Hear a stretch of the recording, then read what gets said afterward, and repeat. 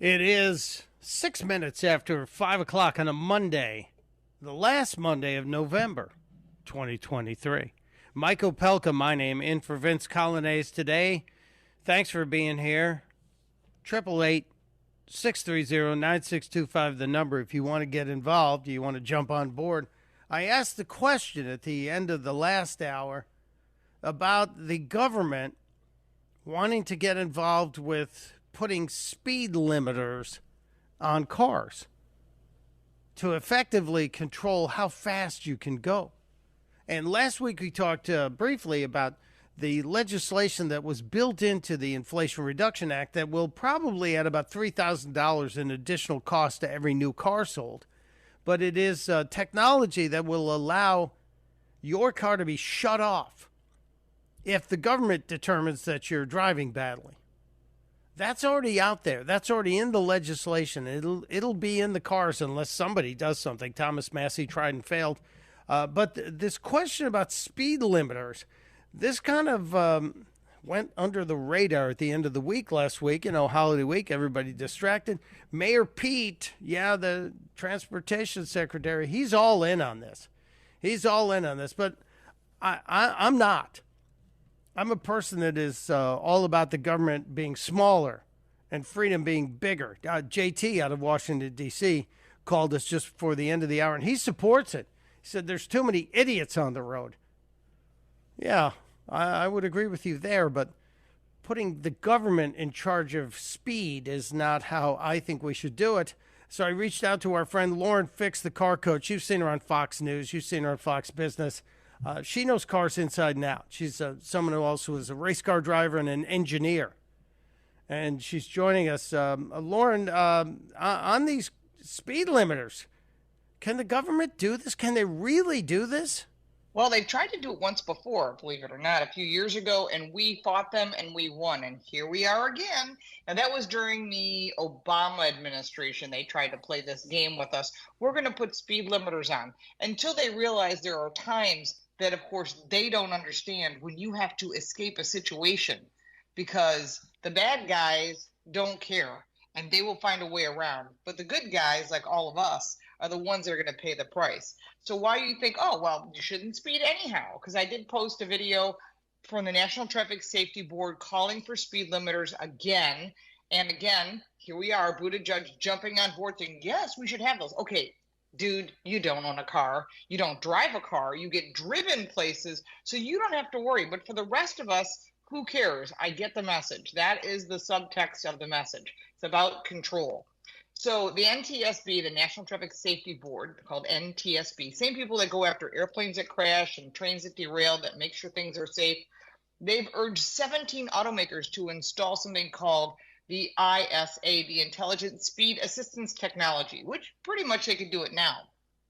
They want them to not just verbally or visually tell you, so you'll get like lights and bells and dings and vibrations. They want vibrations in steering wheels and in seats, as well as audio. So you get audio, visual, vibration. And if you don't slow down based on the speed limit, because your GPS always has that speed sign recognition, that it's going to limit your vehicle and you will not be able to drive any faster than the speed limit. Now, why do you think, oh, that sounds like a great idea?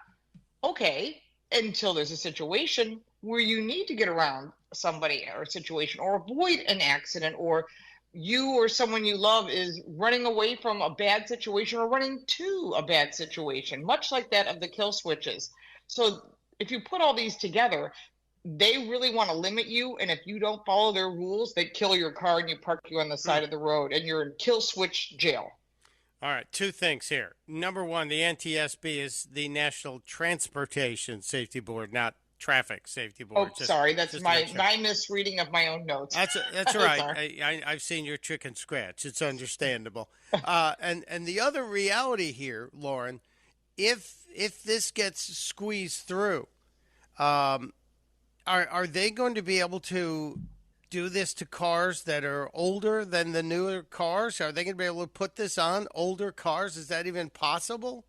Certain cars, yeah. If your car's a few years old, that's already any vehicle that already gives you that traffic sign recognition, you've seen it and it says 35-mile-an-hour school zone or 45 miles an hour on the highway. Any of those type of vehicles, that could be updated with what they call software download. So while you no longer have to go to the dealer to have your navigation system updated like we used to have to do, now they go, oh, it's an automatic software update.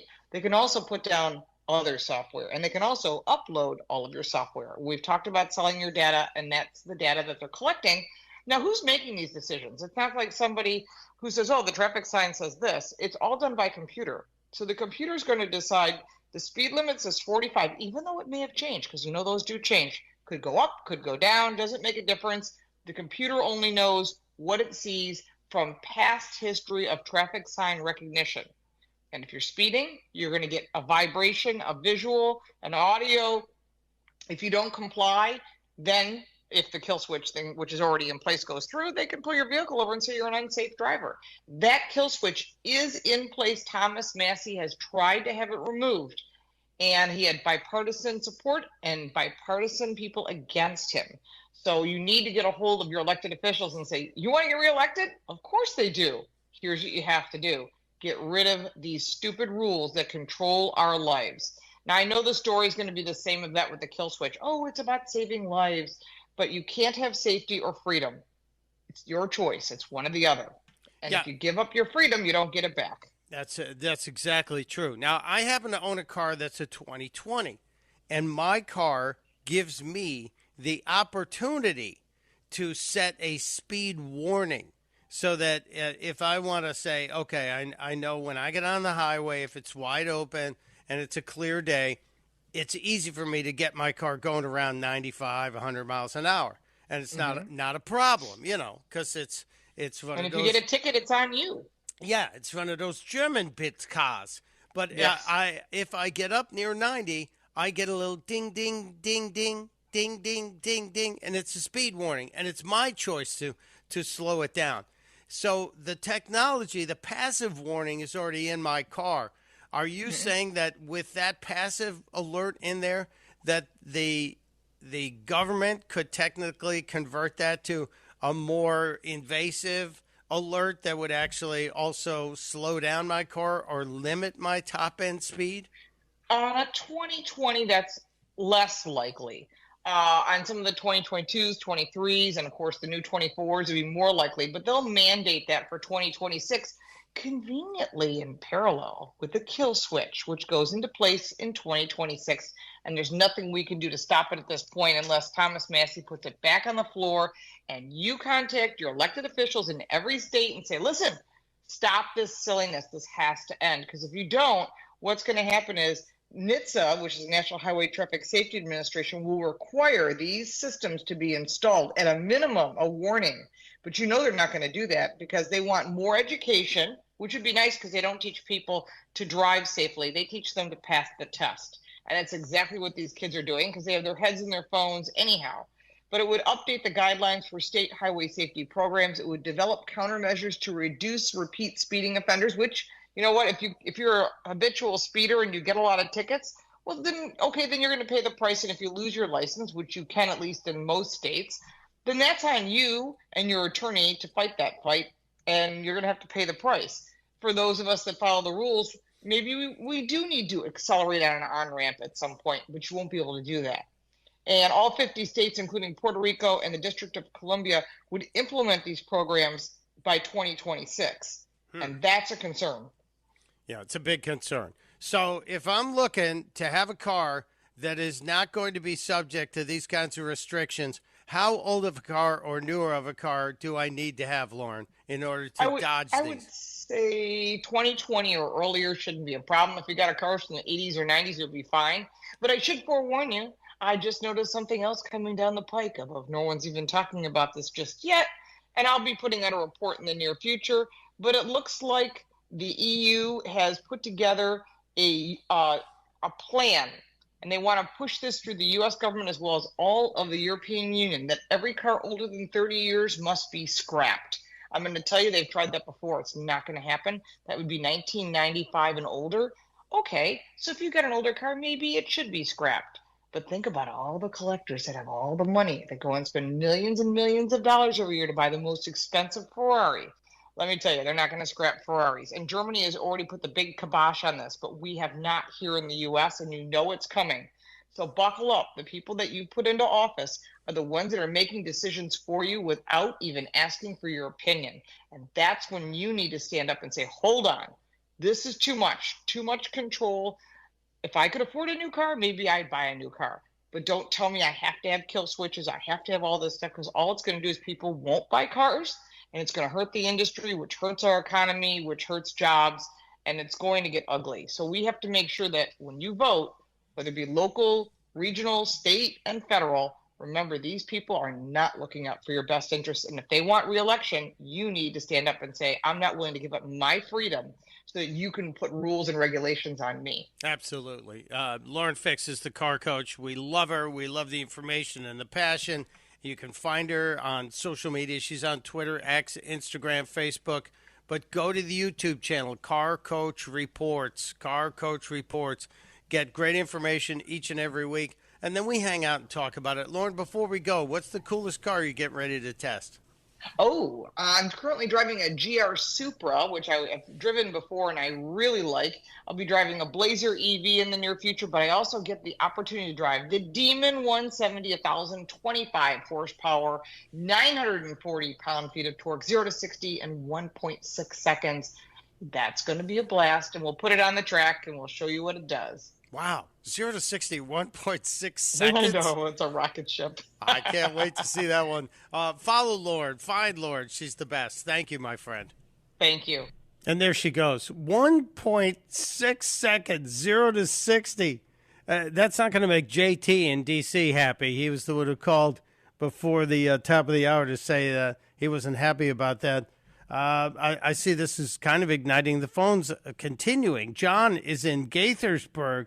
Hey, John, thoughts on the kill switch and the speed limiter?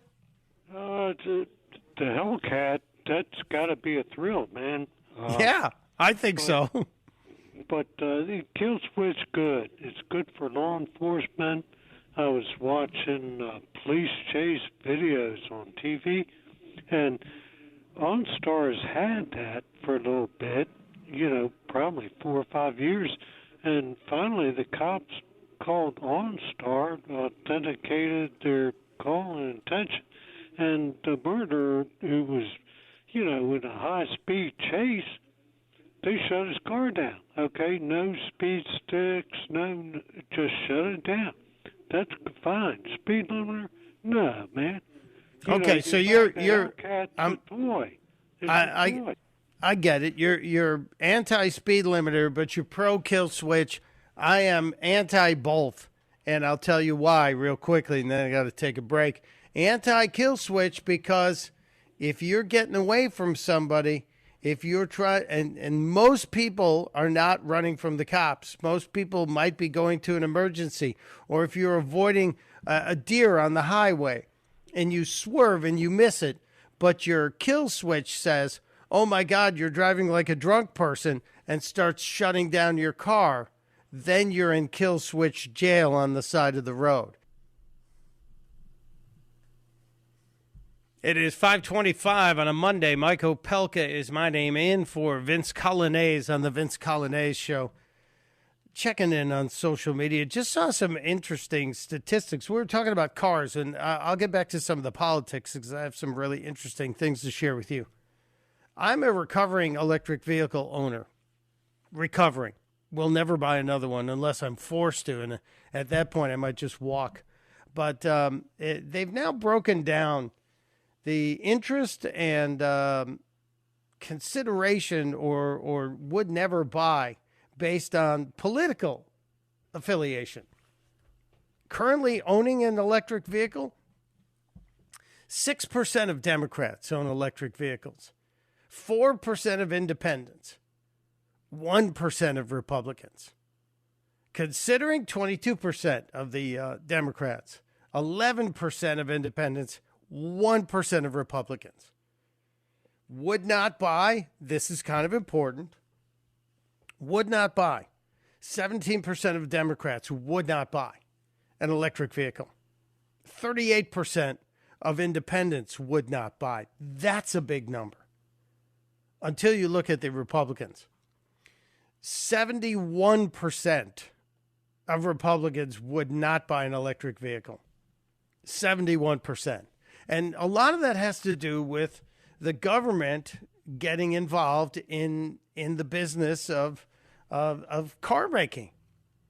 Because ultimately, electric vehicles are controlled by the government. And aside from range anxiety, the expense, the cost of insuring an electric vehicle is a lot more than a gasoline or diesel-powered car. And maybe there's a change that has to happen in technology, in how we power our automobiles that'll come in the future. There's been a whole lot of discussion of e-fuel, which is something Porsche's developing that actually makes a liquid fuel out of the air. And it has zero emissions, and it can work in any internal combustion engine car. So it's a big possibility. And a lot of people talk about hybrids, plug-in hybrids. People talk about hydrogen. But pure electric vehicles are bad environmentally, and they're also bad for freedom. Just because there isn't enough power out there available to power these cars and allow you to drive to where you want to go. I run into the wall here. I want to talk to Rob in Fair Oaks. We'll get to you after the break, Rob. I promise you. I see what you want to talk about, and trust me, it has my attention. If you want to join the conversation as well, 888-630-9625 is the number. What did Joe Biden say today at the press briefing? Well, a lot of it was untrue, and we'll break it down for you. It is the Vince Coglianese Show with Mike Opelka on WMAL. It is 5:34 on this Monday. Mike Opelka in for Vince Coglianese once again today. Boy, there's a lot going on. A lot we have to try and pack into this last half hour. We've been talking about the government getting in your business, and I'm not a fan of that. I will say it over and over and over again. I lean libertarian.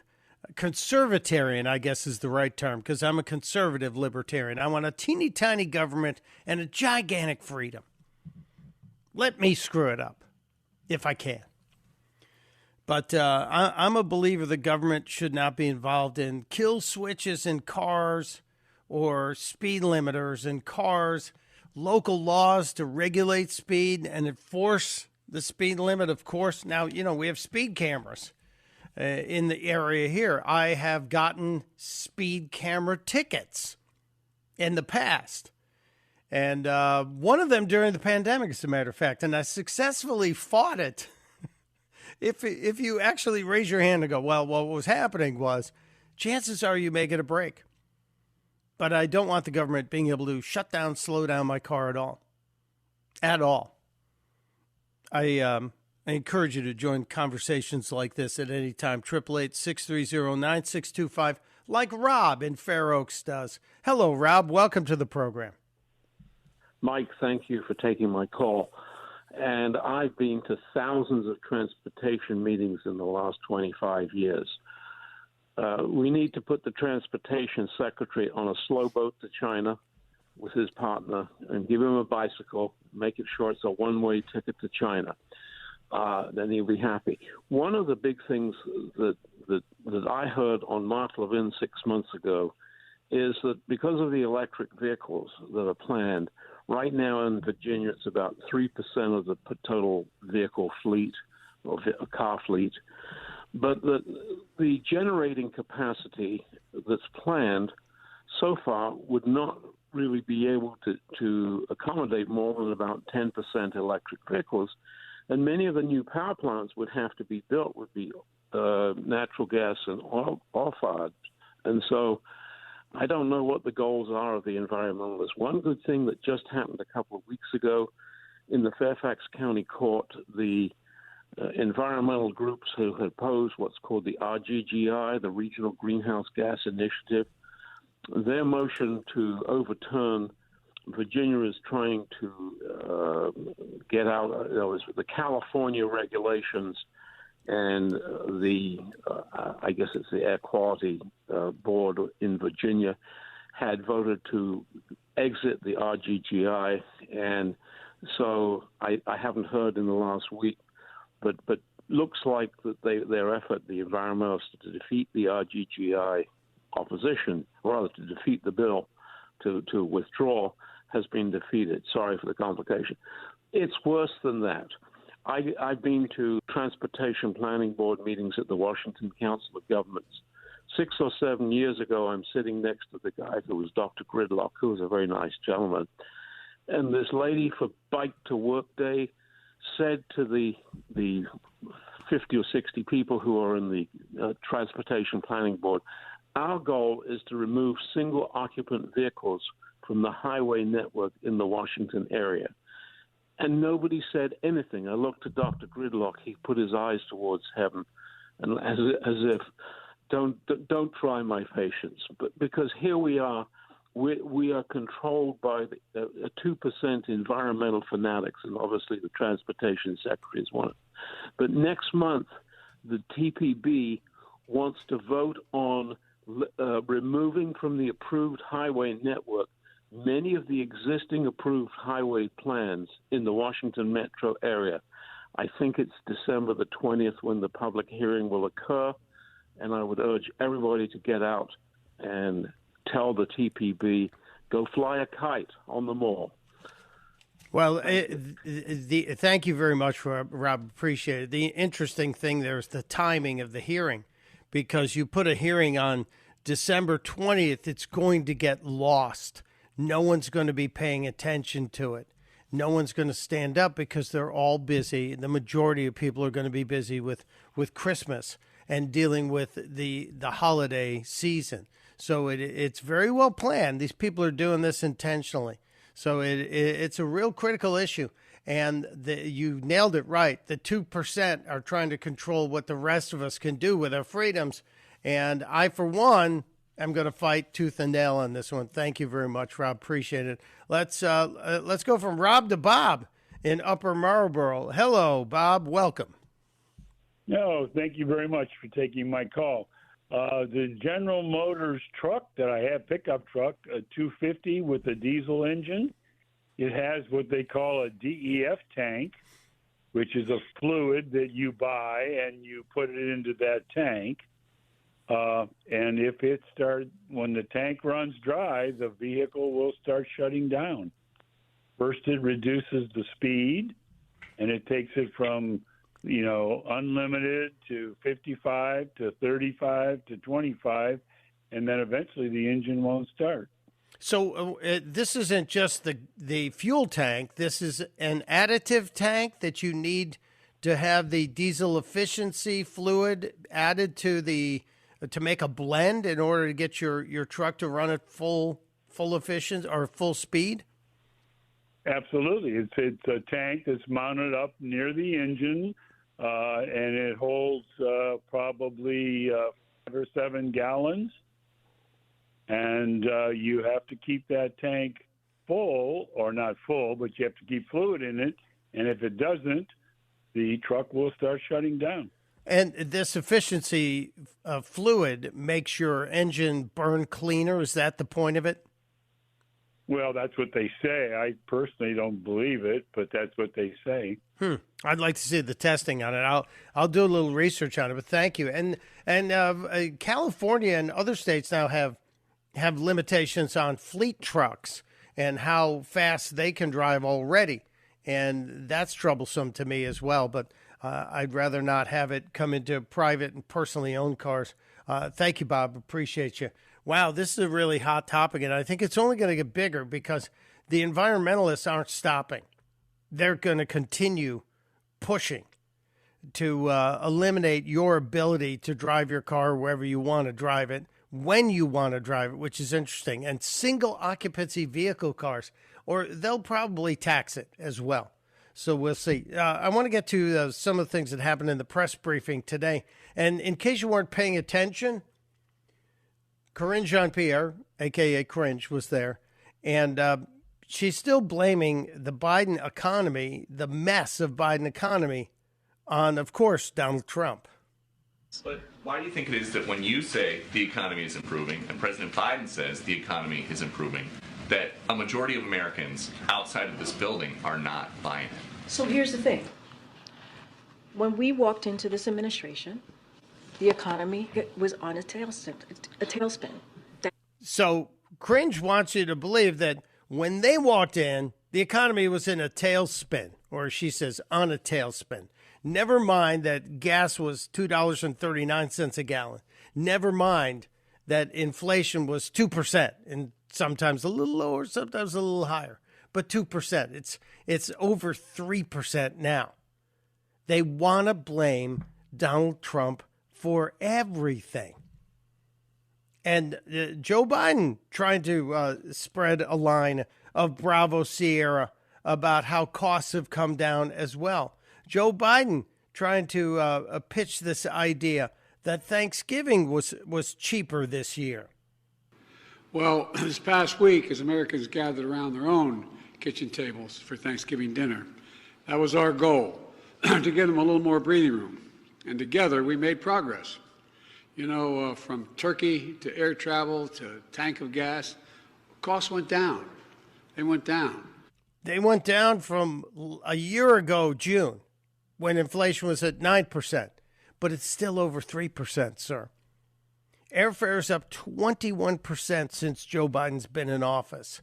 It's down 13% in the last year, but it's still up 21%. Thanksgiving dinner, the whole dinner was still up 25%. And gas prices are still almost 90 cents a gallon higher than when this guy took office. Everything he's saying, it is not true. They're using the high water mark of July of 2020 or June or July of 2022 and saying, well, things are down. Things are down. And he's even spreading a line about working families having wages going up. And wages for working families have gone up while inflation has come down 65%. 65% from the summer of 2022.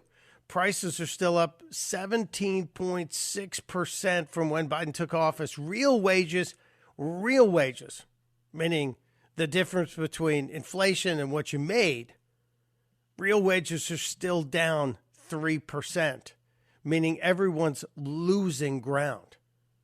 Losing ground. And what is this administration doing? What are they trying to distract us with? Well, they're trying to bring back the old discussion of the supply chain because they want you to see a white squirrel in the corner and be distracted about it. Seriously, the supply chain is back in the conversation. When it comes down to supply chains, did you ever think we'd be talking this much about supply chains? No. No, but I'm serious. It's critical. Everybody's beginning to figure it out.